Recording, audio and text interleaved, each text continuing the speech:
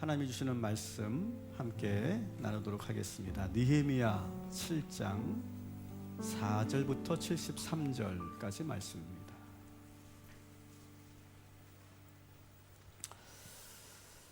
우리가 느헤미야 말씀을 지금 계속해서 우리가 듣고 있습니다. 오늘 혹시 저희 교회 처음 오신 분들은 좀 그 전 맥락을 모르기 때문에 어려우실 것이다 이렇게 생각하지만 전혀 그렇지 않을 겁니다. 오늘 말씀만으로도 여러분들이 충분히 하나님의 음성을 들을 수 있다고 생각합니다.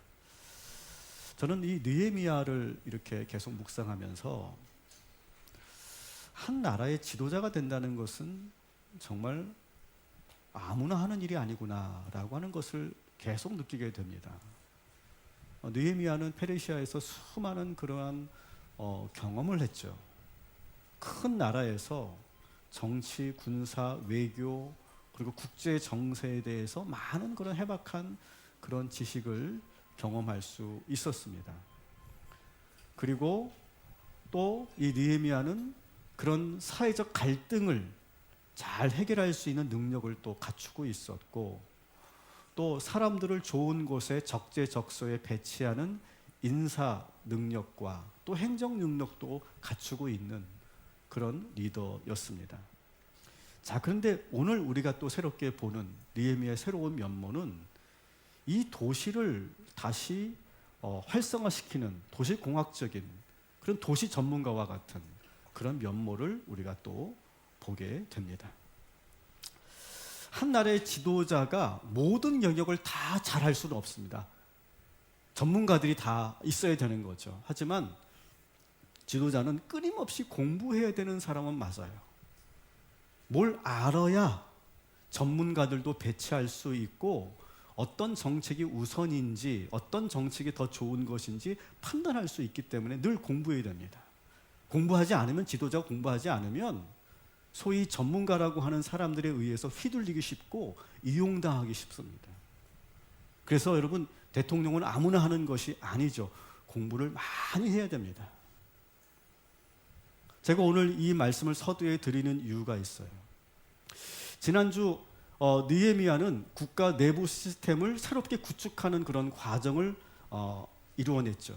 가장 먼저 10개의 성문을 지키는 문지기를 세웠는데 이 문지기들은 그냥 보통의 문지기들이 아니었다. 제가 말씀드렸습니다. 철저하게 자기 원칙을 지켜나가는 그 어떠한 외압과 그리고 매수에도 흔들리지 않는 그런 송곳 같은 사람들을 세웠죠. 그리고 성 전체를 총괄하는 하나니와 하나냐를 또 세웠습니다. 그리고 성 전체를 운영하는 그런 매뉴얼을 만들었습니다. 그리고 나서 찬양대와 레위인을 세웠습니다. 이 모든 과정을 통해 느헤미야가 가장 중요하게 생각하는 국정 철학이 무엇인가를 우리가 알 수 있었습니다. 따라합시다. 예배가 회복돼야 모든 삶이 회복됩니다. 이것이 바로 이 느헤미야의 국정 철학이었죠. 그래서 레위인과 찬양하는 사람들을 세웠던 거예요. 자, 그런데 오늘 4절을 보니까 새로운 문제가 대두됩니다. 끝없는 문제죠. 문제 푸는 이야기예요. 어떻게 보면 느헤미야는 4절에 보니까 어떤 문제가 또 대두가 됐는가, 우리 한번 같이 4절 말씀을, 7장 4절 말씀을 읽어보도록 하겠습니다. 그 성읍은 광대하고 그 주민은 적으며 강하곤 미처 건축하지 못하였음이니라. 아멘. 자, 성벽이 완공이 됐습니다. 이제 도시 전체가 안전해졌죠. 자, 그런데 문제가 그 큰 도시에 사람들이 살지 않더라는 거예요. 왜냐하면 그동안 성들이 무너져 있었기 때문에 주변 그런 족속들이, 적들이 마음대로 쳐들어와서 약탈해가고 건물을 파괴하고 불을 지르고, 그러니까 이 도시에서 불안해서 더 이상 살 수가 없는 거예요. 그래서 많은 사람들이 도시를 다 떠나게 됩니다. 그리고 이 가옥들은 방치된 채, 파괴된 채 방치되니까 우리가 2주 두 번째, 느헤미야 두 번째 말씀에서 말씀드렸던 것처럼 깨진 유리창 법칙이 작동하면서 도시는 점점 슬럼화가 돼요. 완전히 예루살렘의 성 안의 도시가 완전히 슬럼화가 됐습니다. 그리고 지금 나라 경제는 지금 최악이잖아요. 나라가 망했으니까. 그러니까 뭐 주택 건설을 다시 새롭게 한다든지 도시 인프라를 다시 구축한다든지 꿈을 못 꾸는 상황입니다. 여러분, 도시에서 가장 중요한 게 뭡니까? 인구예요, 인구. 인구가 없으면 그 도시는 죽은 도시죠. 성벽만 쌓는다고 저절로 도시가 형성되는 게 아니라 그 도시 안에 사람들이 살 수 있게 돼야 돼요. 그래서 그 도시를 보면 알 수 있는 게 뭘 보면 알 수 있느냐? 인구를 보면 알 수 있어요. 그러니까 인구가 점점 감소한다. 그러면 그 도시는 지금 뭐가 문제가 있는 거예요, 지금. 반면에 인구가 점점 늘어나고 있다라고 하면 그 도시는 지금 살기 좋은 도시, 사람들에게 매력을 주는 도시가 되는 거죠. 여러분, 우리가 사는 이 동탄은 인구가 줄고 있나요? 늘고 있나요? 늘고 있습니다. 그죠?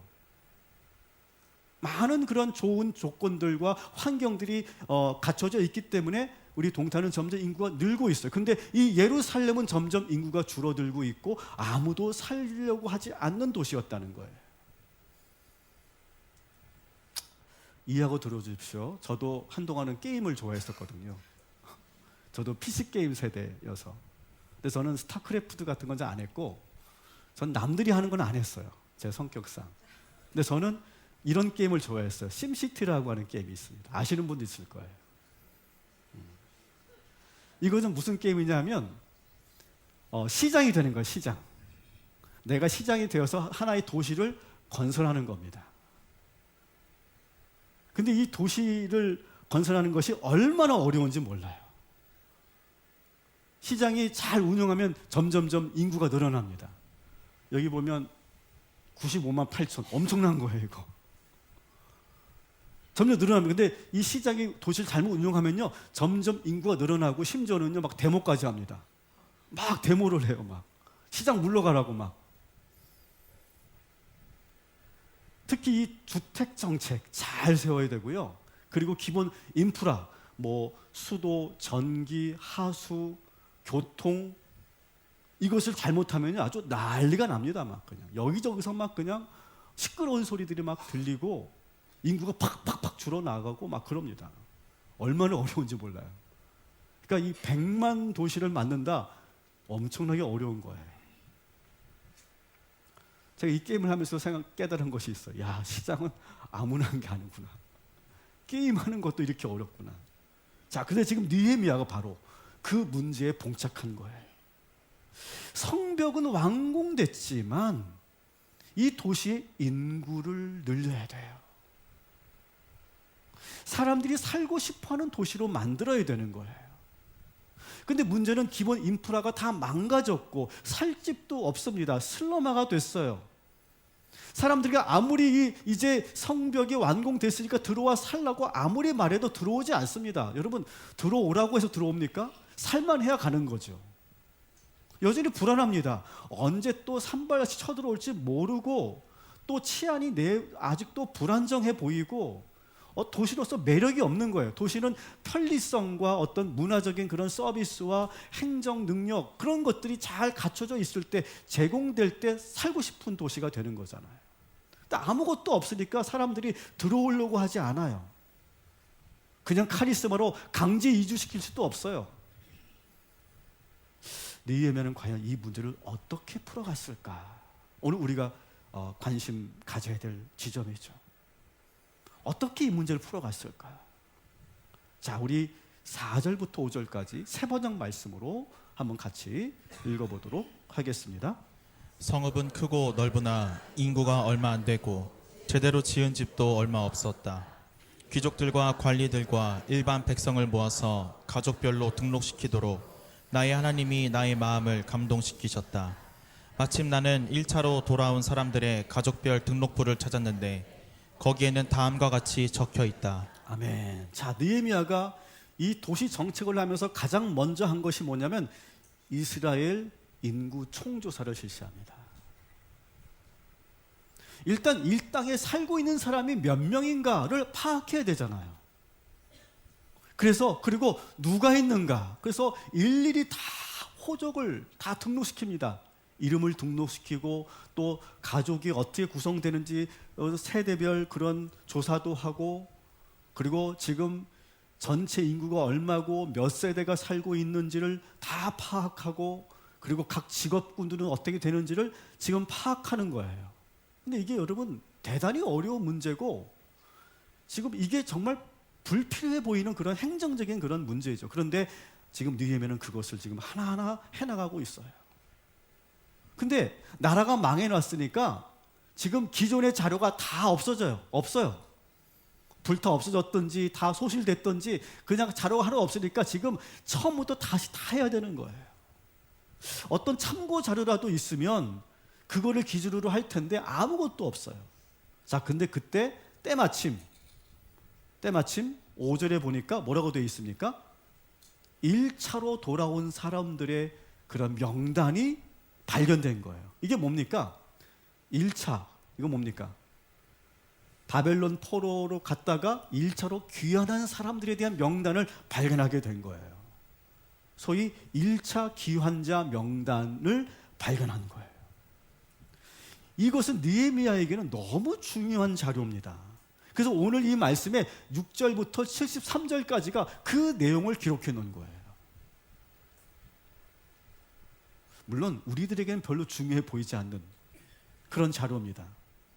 근데 여러분, 우리가 강해 설교하면서 우리에게 약속했죠. 말씀을 그냥 넘어가지 않겠다. 그리고 이 긴 내용을 이 느헤미야 7장에 할애한 이유, 4분의 3이 이 명단인데 이 명단을 여기에 넣은 이유는 느헤미야에게는 너무 중요한 자료이기 때문에 넣은 것이다. 그렇다면 우리가 그냥 넘기지 말자. 그리고 이 안에 하나님의 음성을 듣는 그런 이 시간이 되기를 주님의 이름으로 축원합니다. 자, 한번 그래서 우리한테는 별로 상관없어 보이는 이 자료지만 한번 우리가 이 내용을 한번 보도록 하겠습니다. 제가 한번 분류해 봤어요. 처음에는 귀향민 대표자들 명단이 나옵니다. 1차 귀환할 때 12명의 리더들이 백성들을 이끌고 오거든요. 거기에 수룹바벨, 예수와 같은 사람들이 거기에 있습니다. 귀환민 12명의 대표자들이 나오고요. 그 다음에 두 번째로 집안별로 구분된 사람들, 지역별로 구분된 사람들, 제사장들의 명단, 레위인들의 명단, 성전에서 일하는 일꾼들에 대한 명단, 그리고 솔로몬 종들의 자손들, 그리고 가문을 찾지 못한 사람들, 그리고 전체 통계가 66절부터 나오는데 1차 귀환 때 총 몇 명이 귀환했습니까? 42,360명이 귀환했어요. 그리고 거기에 수많은 그런 가축들도 같이 데리고 왔습니다.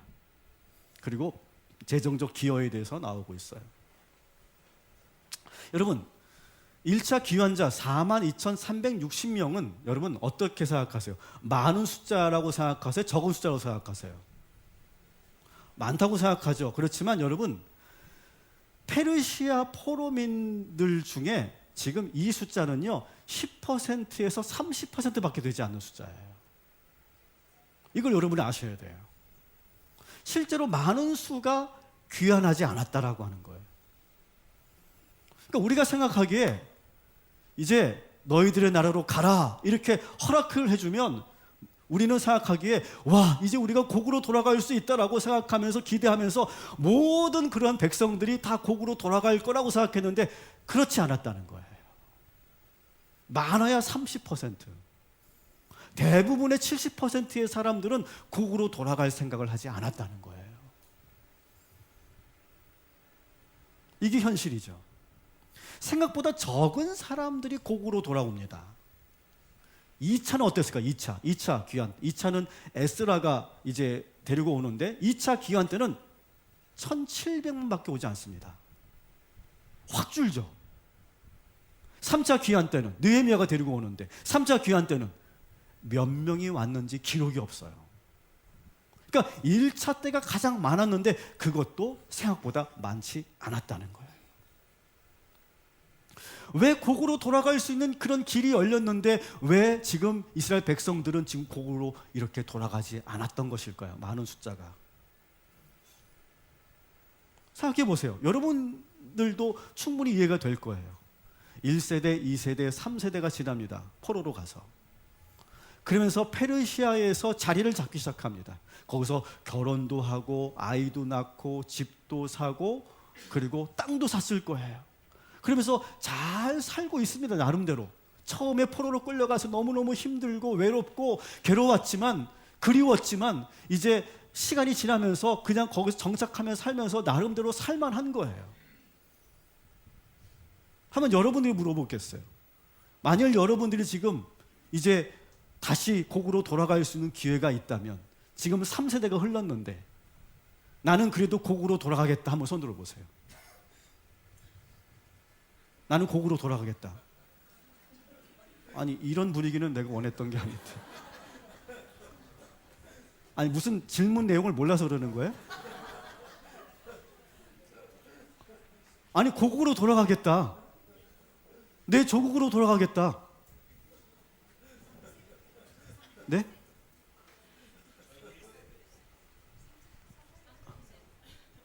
뭐라고요?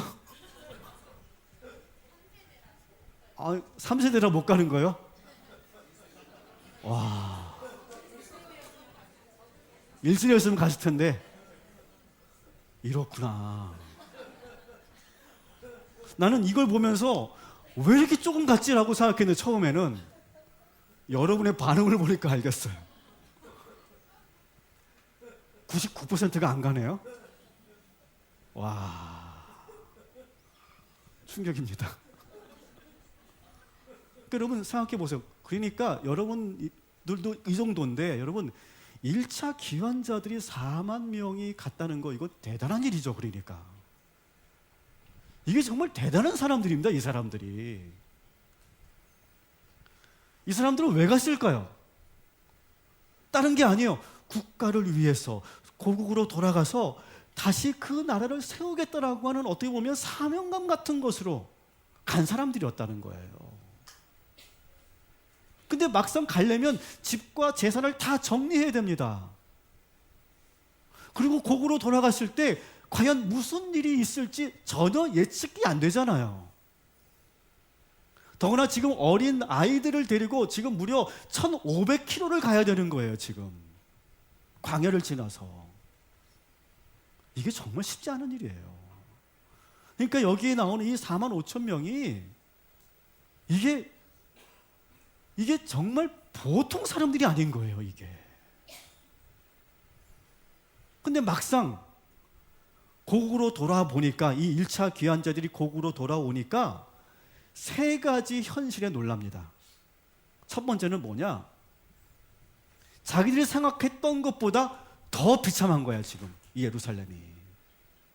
그래, 힘들 거야. 가면 여러 가지 어려움이 있겠지. 그냥 생각 정도, 이 정도는 그럴 거야 라고 각오하고 갔는데, 막상 가보니까 10배, 20배 더 심각한 거예요. 이게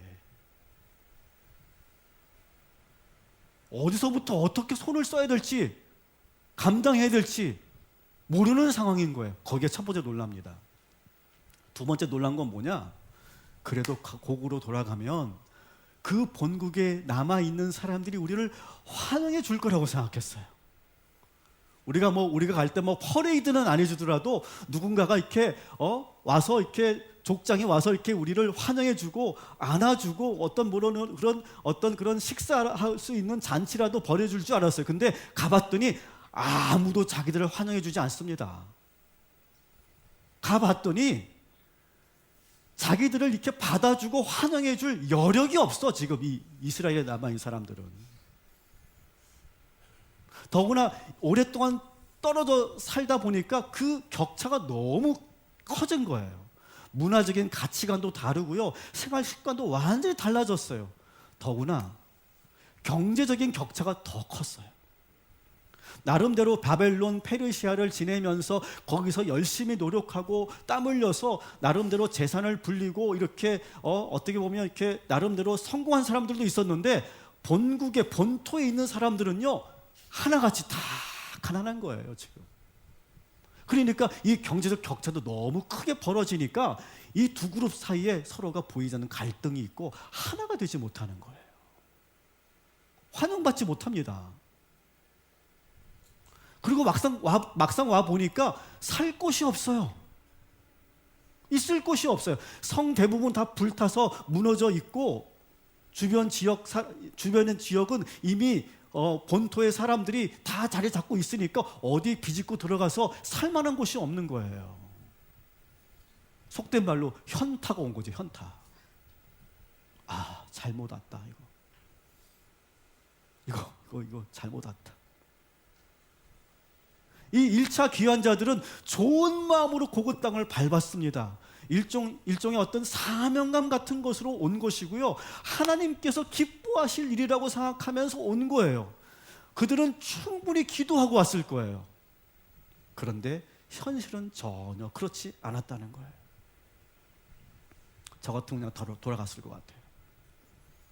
그런데 이 1차 귀환자들은요, 돌아가지 않습니다. 그리고 수룹바벨을 중심으로 모든 역경을 이겨내고 거기서 성전을 재건합니다. 이 성전 재건의 이야기는 에스라 1장부터 6장까지 나오죠. 그 성전을 재건하는 과정도 보통 힘들었던 게 아니에요. 근데 결국 성전을 다시 세우죠. 저는 오늘 이 말씀을 통해 하나님께서 우리에게 무슨 말씀을 하시려고 하는 것일까? 이 6절부터 73절까지에 있는 그 긴 명단을 우리가 보게 하신 이유가 무엇일까? 따라합시다. 가장 먼저 앞서는 자들이 되라. 이것이 하나님의 음성인 줄 믿으시기 바랍니다. 근데 사실 우리는요, 이 말에 그렇게 동의하지 않을 거예요. 여러분, 잘 알아요. 대부분의 사람들은요, 이러한 신념이 있습니다. 이런 좌우명이 있습니다. 가만히 있으면 뭐는 간다? 중간은 바로 나오잖아. 이렇게 다 여러분의 지금 좌우명이야. 이게 지금 가만히 있으면 중간은 간다. 또 나옵니다. 모난 돌이 정 맞는다. 바로 나오잖아. 나서지 말고 중간만 가자. 이게 대부분의 사람들의 생각입니다. 왜 이런 생각을 하냐면 우리가 새로운 것을 도전하는 것을 두려워하기 때문에 그렇습니다. 어떤 새로운 변화와 자극을 우리는 힘들어하죠. 낯설어합니다. 그래서 우리는 익숙한 것을 좋아합니다. 익숙한 거.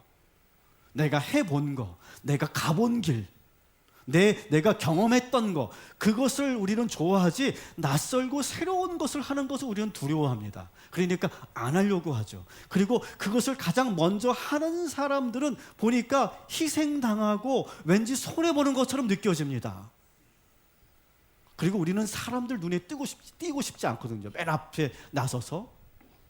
그리고 우리는 그런 속셈이 있죠. 일단 앞서가는 사람들을 보고 그 사람들이 어떻게 되는가 본 다음에 그 다음에 가겠다는 거예요. 그러니까 여러분, 1차 명단 4만 5천 명이 갔는데 간 것을 보고 2차가 몇 명 갔다고요? 1,700만밖에 안 갔다고요. 야, 가도 소용없구나. 가면 더 손해구나 라고 판단했다는 거예요, 여러분. 그래서 우리는요, 앞서가는 것을 두려워합니다. 새로운 것을 도전하는 것을 우리는 아주 힘들어하고 싫어하죠. 저는 오늘 우리 하나님께서 이 말씀 우리에게 듣게 하시는 이유가 있다고 생각해요. 여러분, 평소에 우리가 이런 좌우명, 이런 생각으로 갖고 계신 분들, 99%가 안 들어가겠다고 하신 여러분들,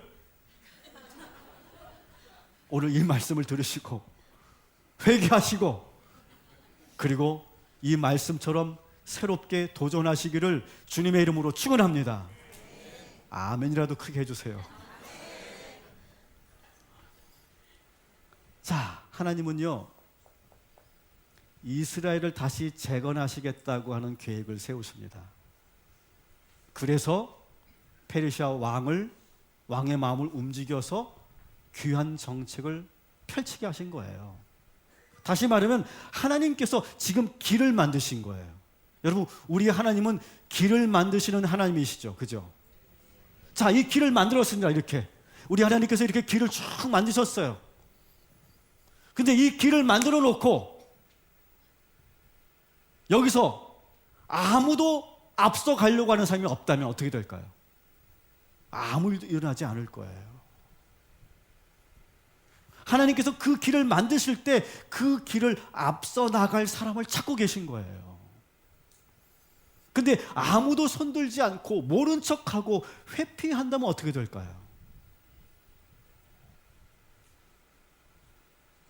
저는 지금도 잊을 수 없는 그런 감사한 마음이 저에게 있는데, 8년 전에 우리 동탄 꿈의 교회가 개척될 때 사실 8년 전에는 아무도 없었어요. 김학준 목사님께서 예배 시간에 이렇게 선포하셨습니다. 동탄에 교회 하나를 분립 개척을 하려고 합니다. 그런데 분립 개척을 하는데 뜻 있는 성도님들, 우리 김석형 목사를 도와서 개척자가 되어 주십시오 라고 이렇게 선포하셨어요. 근데 저는 사실 조심스러웠습니다. 제가 그런 허락을 받았지만, 그렇게 용인해 주셨지만, 제가 교인들을 개별적으로 접촉하는 거 잘못하면 이거 오해가 될 수 있기 때문에 저는 아무것도 하지 않고 기도만 하고 있었어요. 근데 그때 성도님들이 한 분, 두 분이 저를 찾아와서 목사님, 제가 가겠습니다. 목사님과 제가 함께 하겠습니다 라고 하는 성도님들이 한 분, 두 분 저를 찾아오신 거예요. 얼마나 그때 제가 정말 고마웠는지 몰라요. 그렇게 해서 아이들까지 해서 20명의 프론티어들이 만들어졌어요. 그리고 그 20명이 동탄에 와서 이 교회를 개척하게 된 거예요. 근데 사실 여러분, 이 교회를 개척할 때 그 처음에 그 20명이 여기 올 이유가 없습니다. 동탄에 사는 사람도 없었어요. 동탄에 사는 사람들은 안 왔어요. 근데 그리고 더구나 이 광교 꿈의 교회는요, 환경도 너무 좋아요. 거긴 뭐 가보신 분도 계시겠고, 뭐 사진을 보신 분, 주차장만 2,000평이에요. 주차장만 2,000평. 산 밑에. 환경적으로 재정적으로 부족함이 없고, 김학중 목사님의 설교를 매주 들으면서 은혜 받을 수 있는 그런 조건이에요. 떠날 이유가 없습니다. 그런데 그 좋은 환경을 포기하고 아무것도 없는, 여기에 살지도 않는 성도들이 와서 여기에 교회를 세운 거예요. 사랑하는 성도 여러분, 하나님께서 길을 만드신다고 말씀드렸죠. 그 길을 만드실 때 하나님은 앞서가는 사람을 필요로 하십니다. 여러분, 그때 여러분, 주님께서 부르시면 안주하지 마시고 머뭇거리지 마시고, 주님 제가 여기 있습니다 라고 손을 들고 앞장서는 프론티어들 되시기를 주님의 이름으로 축원합니다. 따라합시다. 주님 제가 가겠습니다. 주님 제가 앞장서겠습니다. 크게라도 해보시라고, 지금 당장 하라는 게 아니니까. 한번 오른손 높이 들고 저를 따라합시다. 주님, 제가 가겠습니다. 제가 앞장서겠습니다. 여러분, 그렇게 여러분 고백하시기를, 선포하시기를 주님의 이름으로 축원합니다. 하나님의 마음을 시원케 하는 거죠. 주님의 그 말씀에 아멘 하고 순종하는 거죠. 그런 사람들이 하나님께서 놀라운 축복을 주시는 줄 믿습니다. 그런 신앙으로 바뀌어가라는 거예요.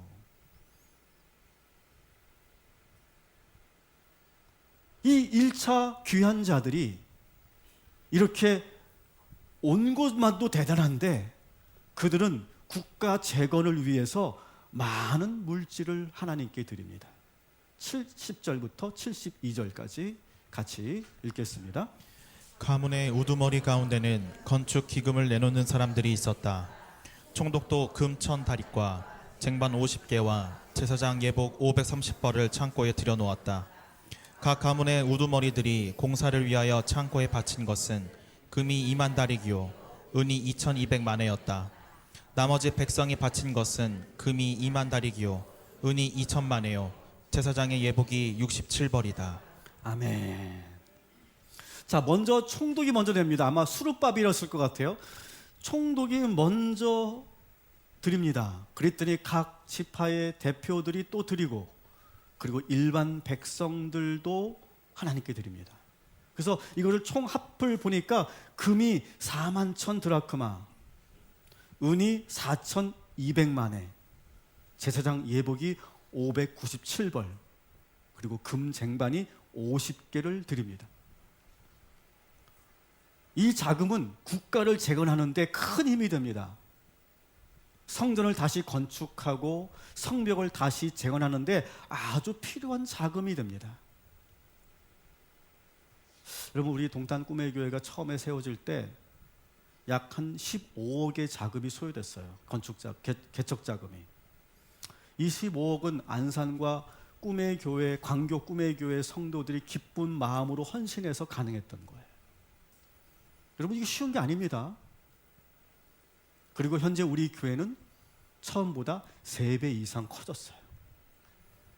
여러분, 감사한 것은요, 그렇게 이 하나의 교회를 세우기 위해서 그렇게 헌신했던 안산 꿈의 교회, 광고 꿈의 교회 모두가 더 크게 부흥한 줄 믿으시기 바랍니다. 이게 원리예요. 이게 부흥의 원리고 이게 축복의 원리인 거예요. 그리고 그때 저는 알거든요. 그때 정말 한 개인이 이렇게까지 헌금하실 수 있을까라고 제가 놀라웠던 그런 성도님들 제가 알고 있거든요. 근데 그분들의 소식을 지금 들으면 하나님께 더 크게 부어주시고 축복하여 주신 줄 믿으시기 바랍니다. 더 좋은 소식이 들립니다. 여러분, 저는 우리 교회가 움켜쥐고 전전하는 그런 아까워하는 그런 교회가 아니길 바랍니다. 우리가 할 수 있으면 나누고 흐르게 하고 계속 우리가 퍼주는 그런 교회가 되기를 저는 바랍니다. 그래서 우리가 시골의 교회에 교육관을 세우는 일에 우리가 헌신을 하고, 이번에 화재 사고에 우리가 그 피해를 입은 그런 이웃들을 우리가 섬기는 일을 우리가 하려고 하는 이유도 바로 그런 거예요. 우리 교회가 지금 넉넉해서 풍요로워서 그렇게 하는 게 아니에요.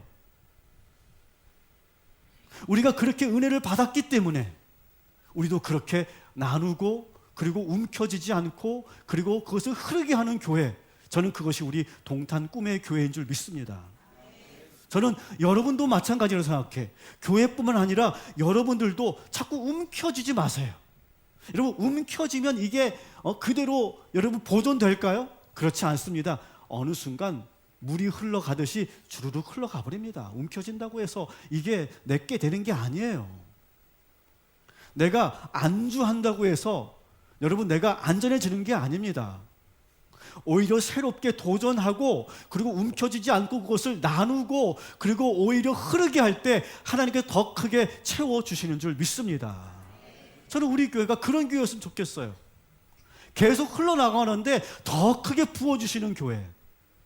우리 성도들도 움켜쥐지 않고 나누는데, 하나님께 드리는데도 더 큰 축복을 누리는 교회, 우리 성도들 되시기를 주님의 이름으로 축원합니다. 여러분 아마 그런 경험 해보셨을 거예요. 11조를 내가 못했는데, 그리고 그러면 그게 플러스가 돼야 되는데 그게 오히려 이상한 데로 빠져나가잖아요. 여러분, 오늘도 여러분 가장 앞장서시고, 그리고 기쁨으로 여러분 나누시기를 주님의 이름으로 축원합니다.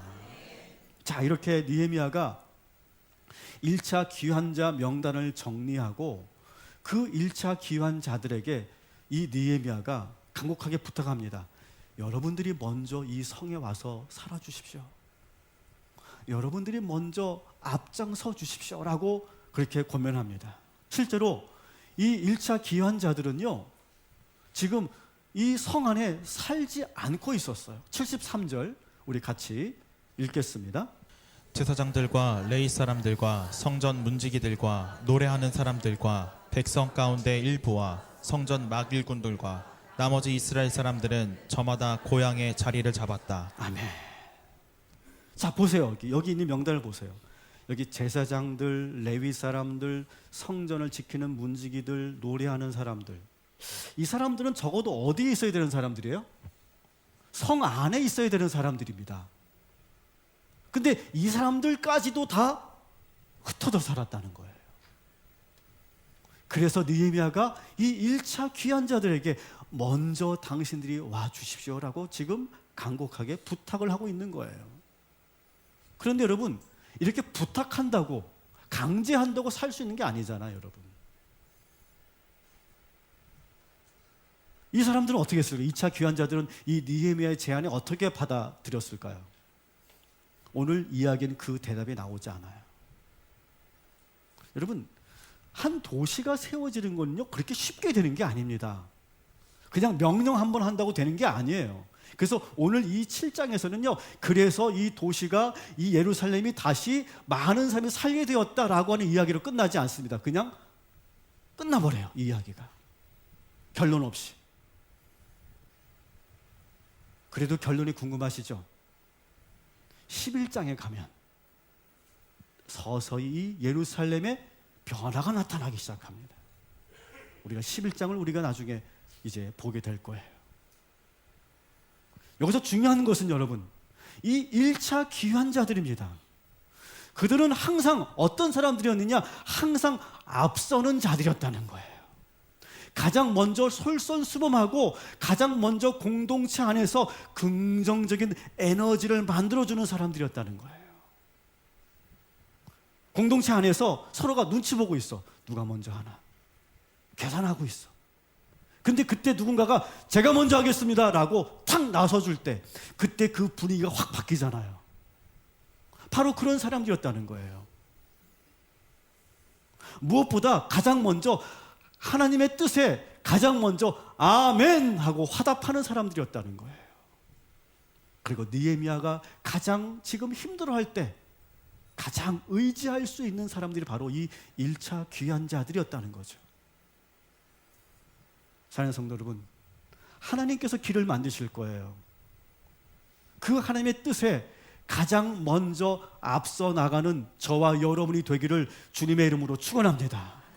남들이 이게 손해일까 이익일까 계산하고 있을 때 가장 먼저 아멘, 제가 먼저 하겠습니다, 제가 먼저 가겠습니다, 제가 앞장서겠습니다 라고 말하는 성도들이 우리 교회에 더 많아지기를 주님의 이름으로 축원합니다. 그러면 지도자가 정말 감사하죠. 가장 힘들고 어려울 때 다 이렇게 생각나는 사람들이 있어요. 그분에게 내가 부탁하면 도와주시겠구나. 그렇게 생각나는 사람들이 있고 아예 생각 안 나는 사람도 있어요.